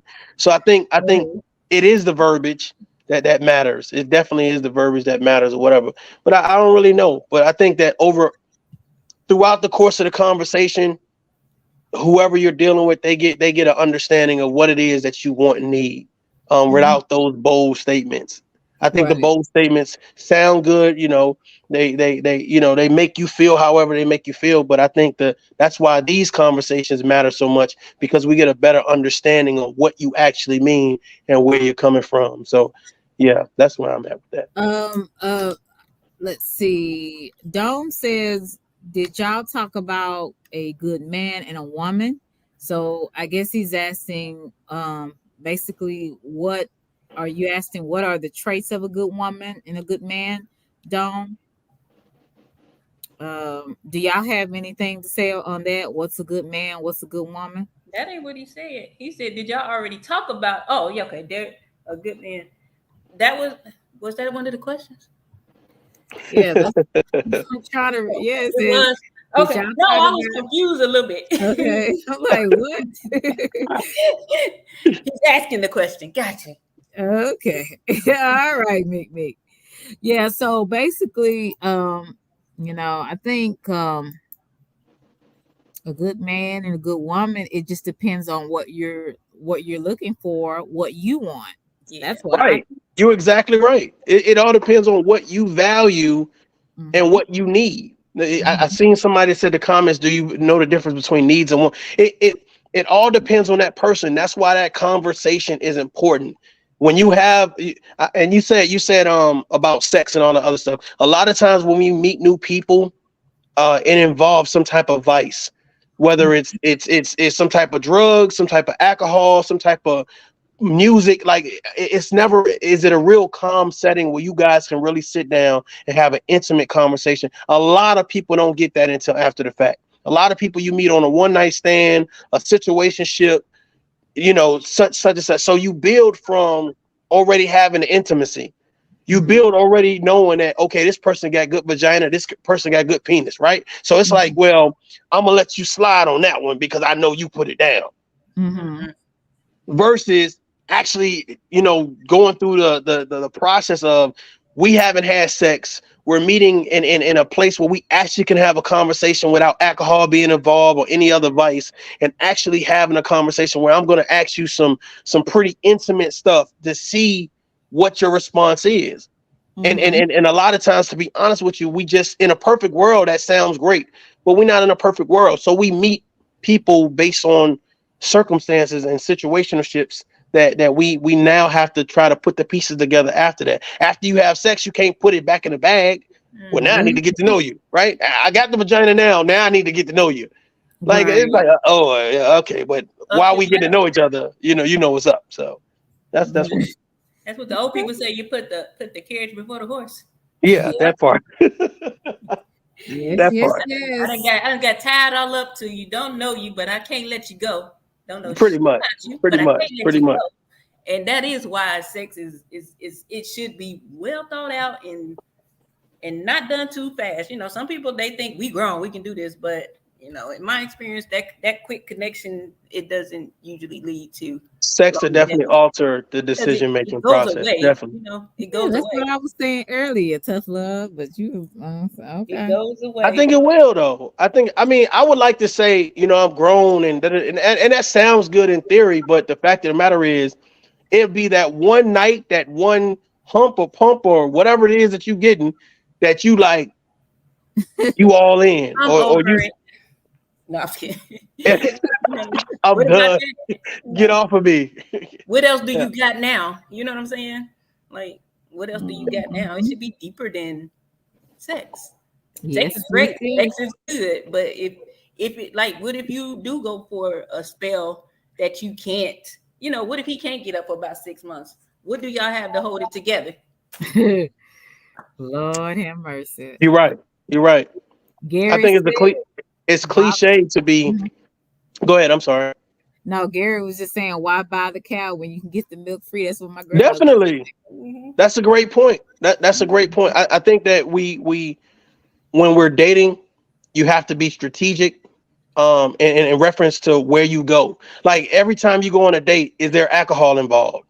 Right. Is there loud music involved? Like, are you really getting to know this person and asking this person the hard questions? And sometimes they could be lying. Hell, it don't matter if you ask them or not. The fact of the matter is, did you try? Did you set up a conversation where you feel like, I've definitely made myself vulnerable to this person and available to this person.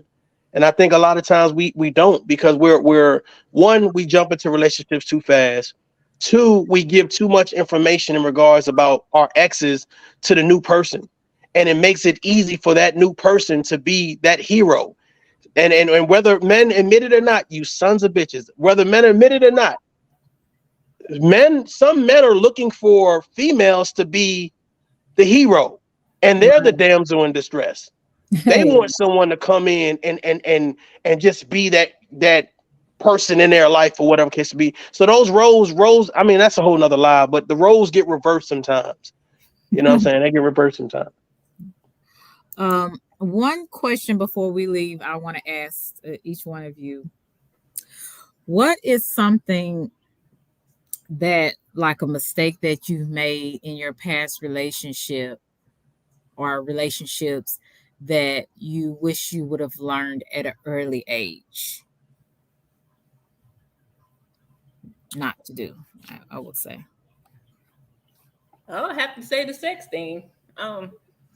I learned at 36 about like soul ties. And when I went back over life, I'm sitting there like, oh my God, I'm connected to this person. I was just having a freaking meltdown, and I had to, I wish I would have been, I guess, taught more about, withholding, saving myself and not necessarily just giving myself to somebody I thought I liked a lot. I wish I could have had a little more discipline in that area, because I think it caused me to have a lot of pitfalls, not saying I done slept with the world, but, any relationship I was in the past, I'm not married right now. See what I'm saying? So it's like, like he said, we go into certain things so fast. I wish that I took that long walk through the park, got to know the person to even see if that's the person I should be laying down with. We have to feel a person out, because they aren't always going to be honest in the beginning. I wish I would have known a nigga gonna lie to me in the beginning. You know how they tell us now, oh, you get counterfeit at first. Right. I knew about the counterfeit, I didn't. So yeah, if I could go back and do it over again, I'll be wiser in my choices. Well, hello, was it Burka? I hope I'm pronouncing it correctly. How are you? No, this Dome. That's Baraha. Oh, Blessings. okay. This is the same brother. Yeah, this Malik Dome. Yeah. Salute. Shalom, my people. Shalom, my people. So I don't know if I came in. I don't know if I came in late. I was enjoying what I was hearing and shit. I don't know if we could cuss. I keep forgetting if we could cuss on here. Yeah, I want people to be themselves. Oh, okay, cool. I don't want to disrespect nobody on here, but I put a question down there, and I said, did y'all talk about what's a good man and what's a good woman? And I know for everybody, I followed up, have their own definition of that. because I know everybody might think we'll have the same answers, and one person answer might be the gospel, and the next person answer you might be leaning a little bit towards that. But I was curious to know everybody's answer for that because I came in real late. But I really wanted to get everybody's opinion on that. If y'all could go over it or Well, I was just like I was saying, I think it just depends on what the person is desiring from a mate. Because what my desire for a mate, it may be different from Meek's desire for a mate. To as far as what I think is good, what I think is a good man, and vice versa. You know what I'm saying? So that's kind of what I was thinking, because I can say I want I feel like a good man is a man that is loyal to me, that provides. And Meek's description of what her good man might be is a man that let's say he enjoys spending time with her, when he can. He may not have to be as loyal or whatever. So I just think it's different things for different people. But you can answer that, Mink, if in Tough Love, if y'all have ideas. That question is like, so it's a whole bunch of layers to it. But if I could sum it up in my mind, like you said, we're not gonna be like, I want somebody that's loyal, I want somebody that's faithful, I want somebody that's a provider, I want somebody that's, all those things. To me, that's a no-brainer. Who doesn't want those things? Those are things that we should want in a man or a woman. So for me, it would be somebody that loves me as much as I love them, that's caring and kind and does not want to hurt me. And then we get all that other stuff to fall into place. I just want a genuinely good person, not on no bull crap. Nobody that wants to hurt me, that's packaged in all those things that should be there. We shouldn't desire a man that's not gonna provide for us. We shouldn't desire a man that's not loyal. Those are things that everybody should want in a man. I think that just what makes a person good is just to be a good person, and then just have those other qualities packaged in. That's the only way I can explain it for myself. Tough Love. Yes, ma'am.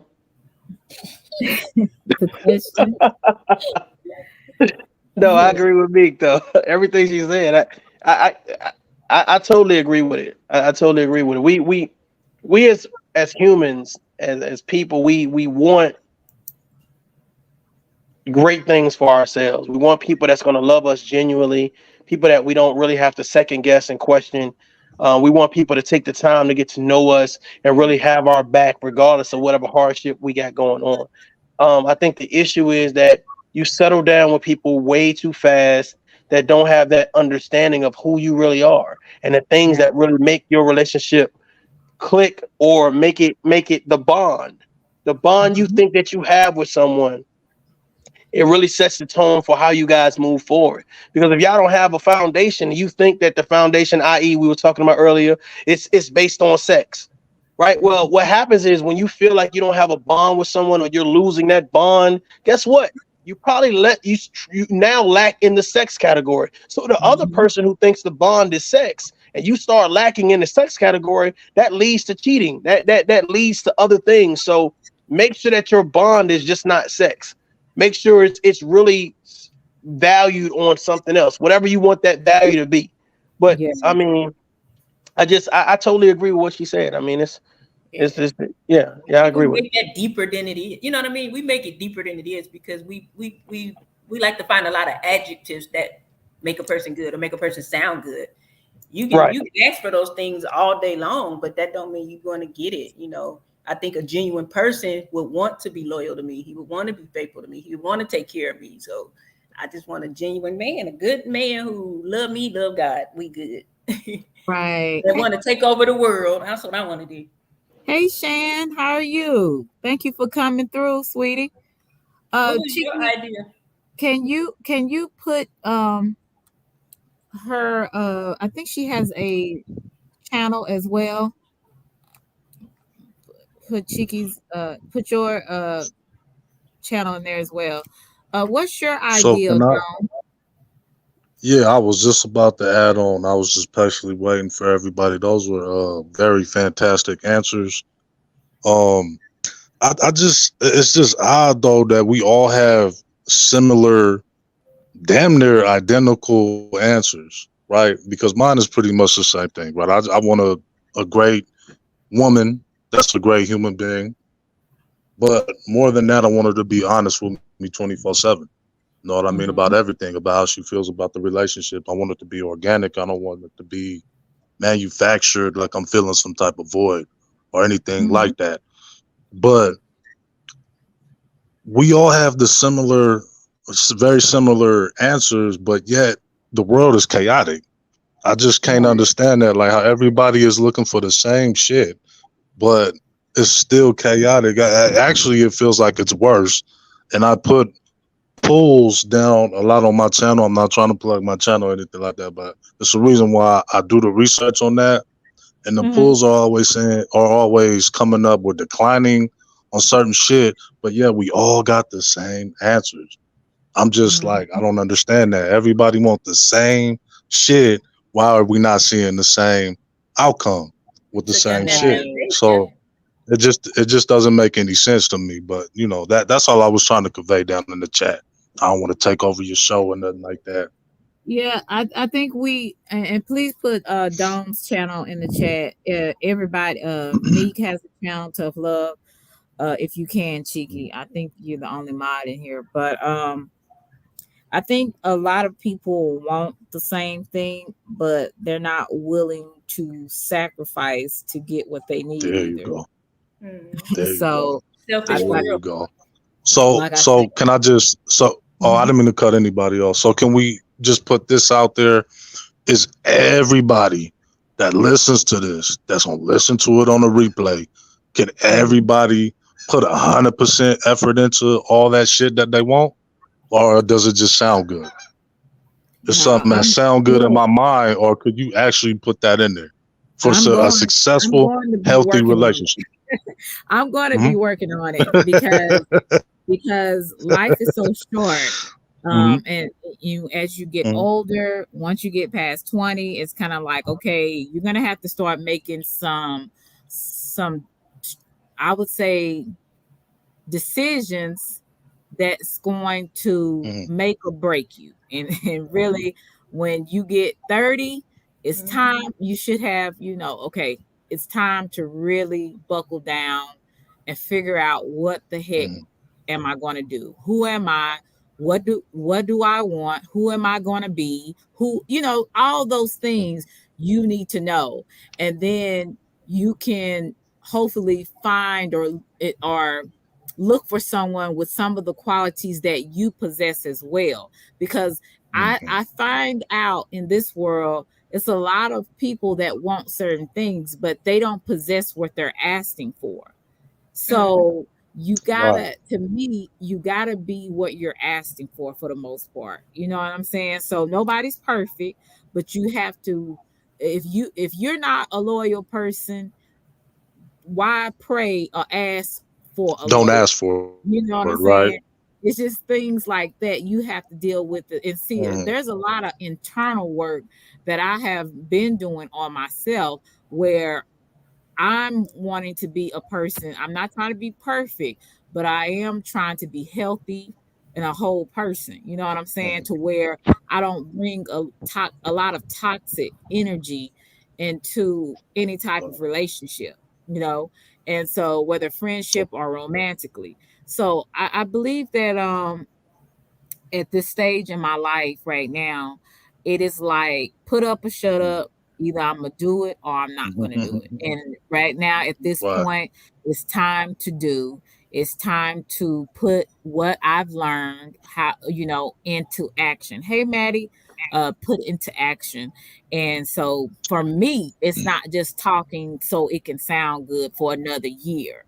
It's about talking, giving people the information and also applying the information that I've heard, that I've even, realized about myself and putting it into action. That's where I am now.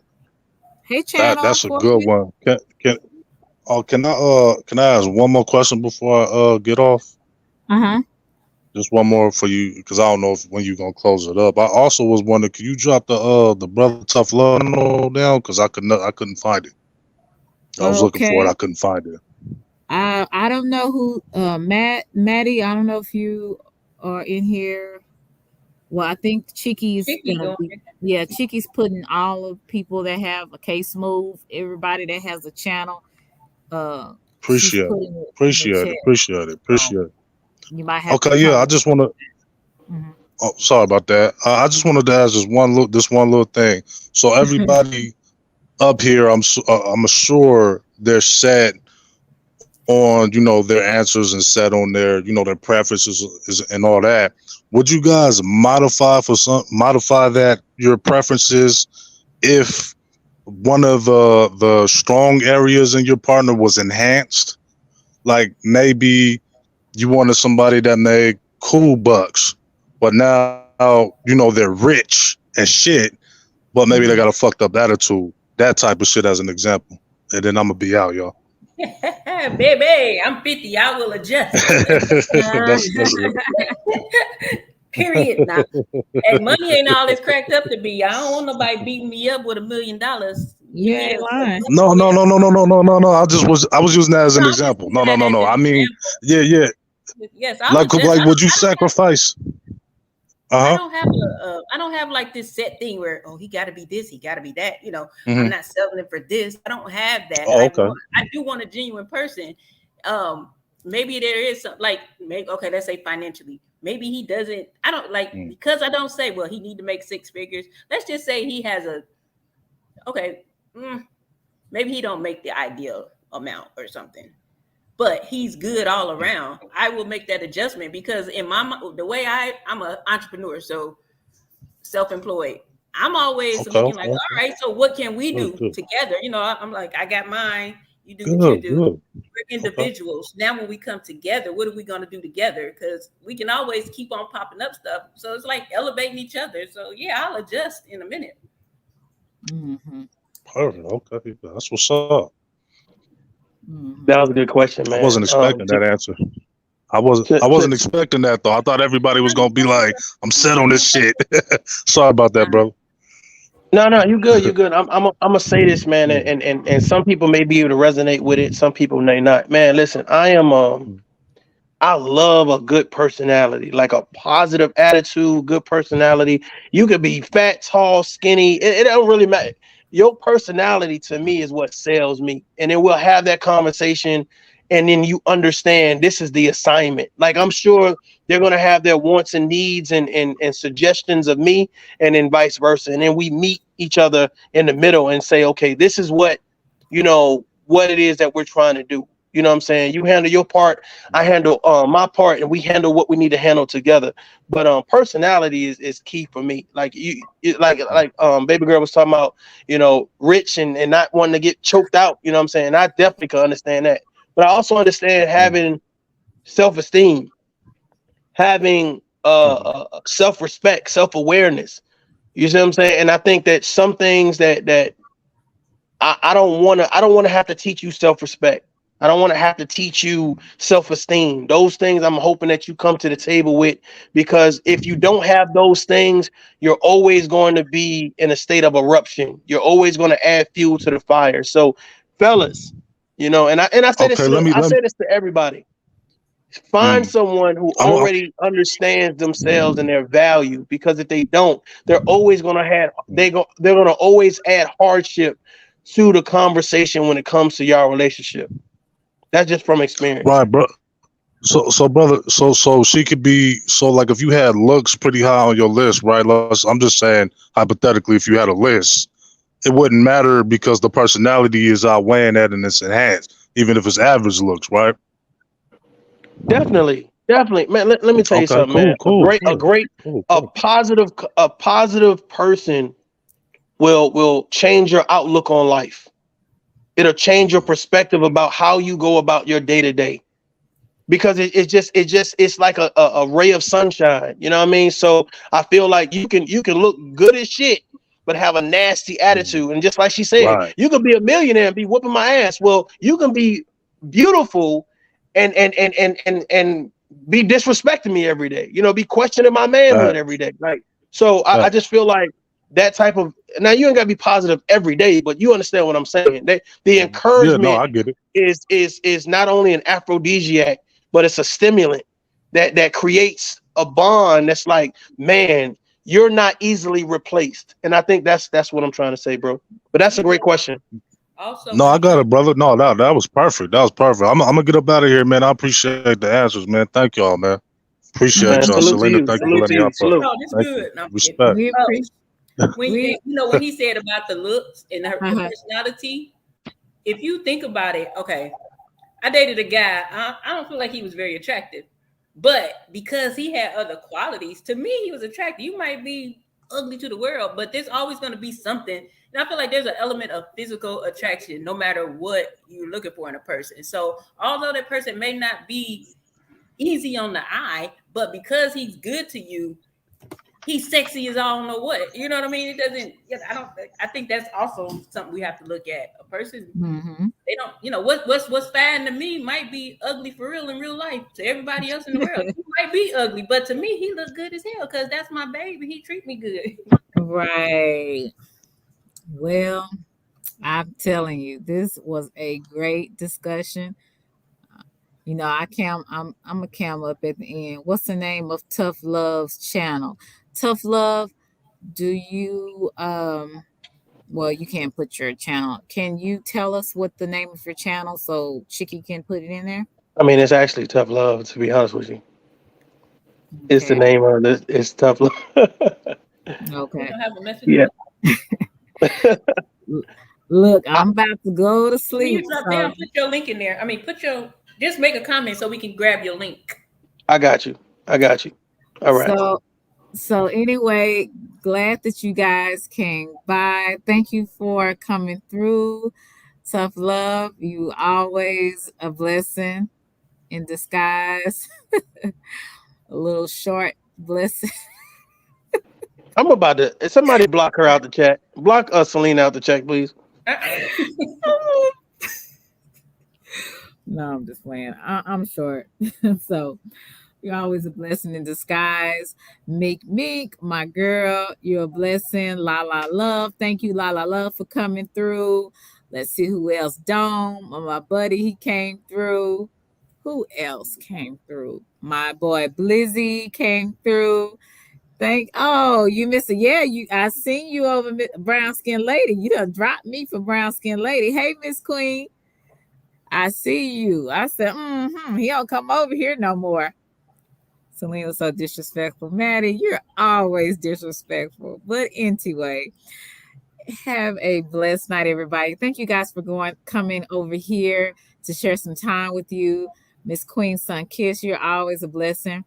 I appreciate everybody for even dropping by, pressing the like button. And please, if you haven't, press the like button as well as press the notification button so you'll know when I'm going live. Love you guys to Reese's Pieces. Really, really do. And smooches, I'm finna go to bed. Good night.